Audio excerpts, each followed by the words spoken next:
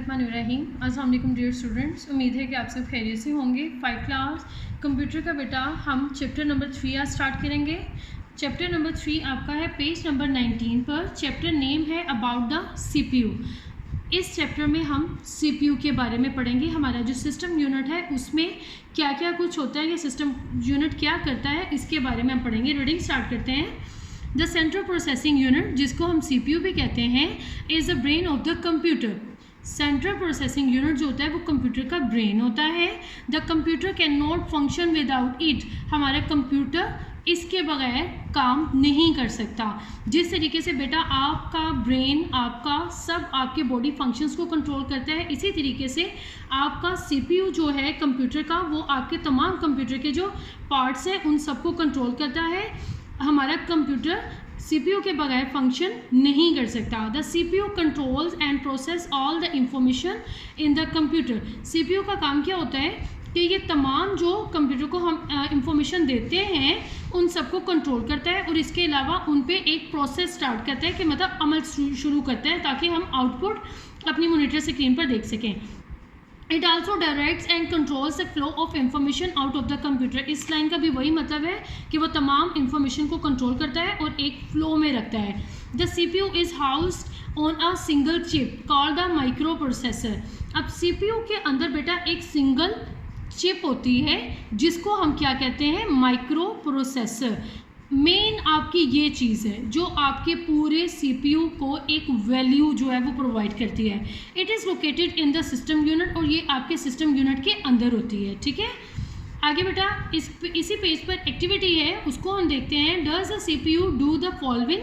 आपने इसका answer yes और नो में देना है कि आपका सीपीयू ये काम करता है या नहीं करता। सबसे फर्स्ट पर है the CPU does not process data. आपका सीपीयू आपका डाटा प्रोसेस नहीं करता। नो, डाटा का सीपीयू का काम ही आपके डाटा को प्रोसेस करना होता है। सेकंड है the CPU directs the flow of information from the computer to the printer. Yes, आपका जो सीपीयू होता है वो इंफॉर्मेशन का जो फ्लो होता है उसको कंप्यूटर से आपके प्रिंटर तक लेकर आता है। ये आपके सीपीयू का काम होता है। थर्ड है the CPU does not enable a computer to function. कि आपका सीपीयू जो है वो आपके कंप्यूटर को कोई भी फंक्शन करने के काबिल नहीं बनाता। नो, ये भी रॉन्ग है। हमारा कंप्यूटर को कोई भी फंक्शन जो है वो एग्जीक्यूट करने के काबिल हमारा सीपीयू जो है वही बनाता है।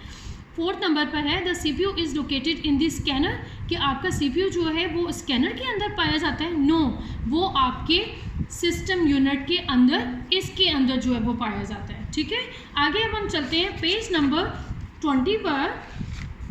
पेज नंबर 20 पर देखें क्या है।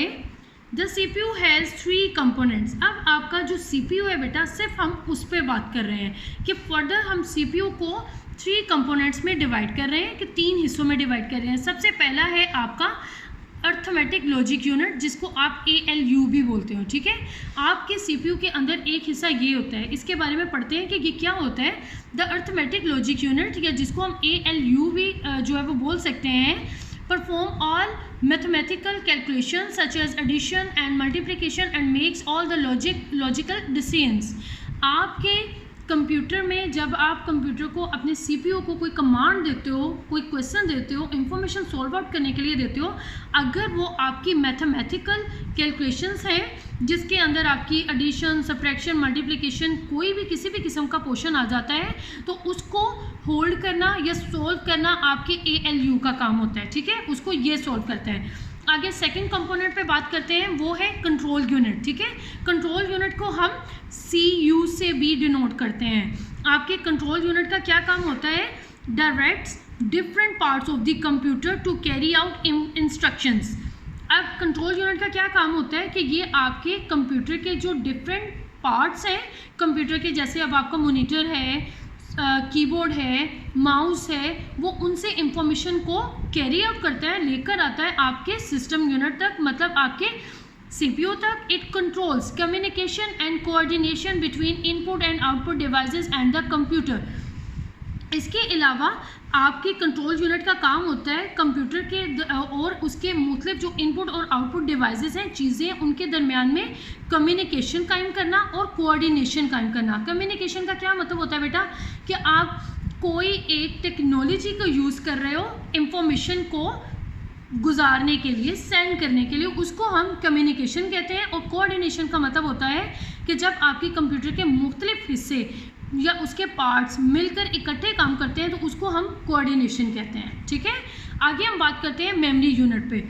ये हमारे जो सीपीयू है उसका थर्ड कंपोनेंट है या पार्ट है या हिस्सा है, जिसको हम मेमोरी यूनिट या एमयू जो है ये भी कहते हैं। और इसका क्या काम होता है? The memory unit stores data and instructions to process data.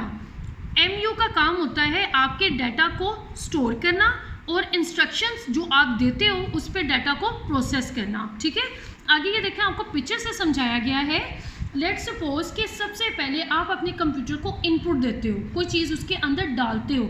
जब वो इनपुट के फॉर्म में जाता है, इंस्ट्रक्शंस जाती हैं, वो सीपीयू के अंदर सबसे पहले देखते हैं कि वो कौन से वाले कंपोनेंट का हिस्सा है।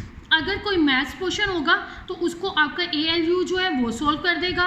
अगर आपने कोई इंफॉर्मेशन मांगी है, कोई कम्युनिकेशन वगैरह का इशू है, तो उसको आपका CU जो है वो सॉल्व करेगा। और अगर आपने कोई डाटा स्टोर करना है तो उसको आपका जो मेमोरी यूनिट या MU है वो कंट्रोल करेगा। ठीक है, आगे अब हम बात करते हैं पेज नंबर 21 पर।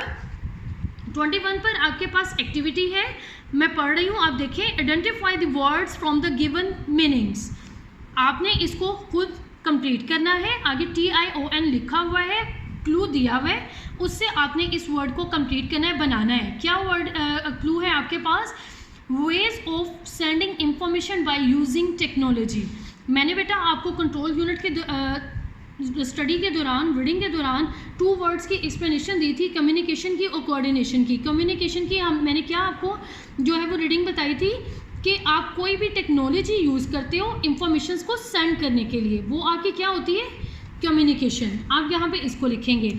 नेक्स्ट आपके पास क्लू है organising groups so they work together properly, कि आप एक ग्रुप को ऑर्गेनाइज करते हो ताकि आप काम प्रॉपरली और एक्यूरेटली कर लो। उसके लिए हम क्या वर्ड लगाते हैं? कोऑर्डिनेशन। ठीक है, आप ये लगाएंगे। नेक्स्ट आपके पास एक्टिविटी क्या है? Which part of the CPU is use for the following, कि आप कौन सा CPU का पार्ट यूज़ करते हो ये काम करने के लिए। सबसे पहले क्या है? To calculate the total books and author has sold. अब ऑथर ने कुछ बुक्स जो हैं वो सोल्ड की हैं, बेची हैं, आपने कैलकुलेट करनी है कि कितनी है। इट्स मीन्स कि ये आपका मैथ्स का क्वेश्चन है। इसके लिए आपका CPU का जो कंपोनेंट है ALU, जिसको हम अर्थमेटिक लॉजिक यूनिट कहते हैं, वो इसको सोल्व करेगा। सेकंड है to get a scanned copy of a picture. आपने किसी पिक्चर की स्कैन्ड कॉपी हासिल करनी है, लेनी है, उसके लिए आप उसको प्रिंटर को यूज़ करोगे और उसका प्रिंट आउट जो है वो हासिल करोगे। नेक्स्ट आ जाता है to see a flight schedule on the monitor. आपने किसी भी फ्लाइट्स का शेड्यूल फाइंड आउट करना है, तो उसके लिए आप क्या यूज़ करेंगे? इसमें आपने उसको इंफॉर्मेशन देनी है जिसमें आपको कम्युनिकेशन की ज़रूरत है, तो उसके लिए आप CU या कंट्रोल यूनिट जो है वो यूज़ करेंगे। नेक्स्ट है to retrieve data stored on the computer. Retrieve का मतलब होता है बेटा दोबारा बार बार हासिल करना। ठीक है, बार बार हासिल करना। अगर आपने आपकी USB पोर्ट जो होती है उसके अंदर जो डाटा होता है, आप अगर उसको बार बार देखना चाहते हो, कोई इंफॉर्मेशन लेना चाहते हो, तो उसके लिए आप USB पोर्ट यूज़ करते हो, कंप्यूटर के अंदर लगाते हो और डाटा जो है वो स्टोर कर सकते हो, उसको देख सकते हो। ये हमारा बुक वर्क था। और बेटा हमने CPU के जो कंपोनेंट्स हैं उन पे आज बात की। उम्मीद है आपको आज का लेसन अच्छे से समझ आया होगा। ओके, अल्लाह हाफिज़।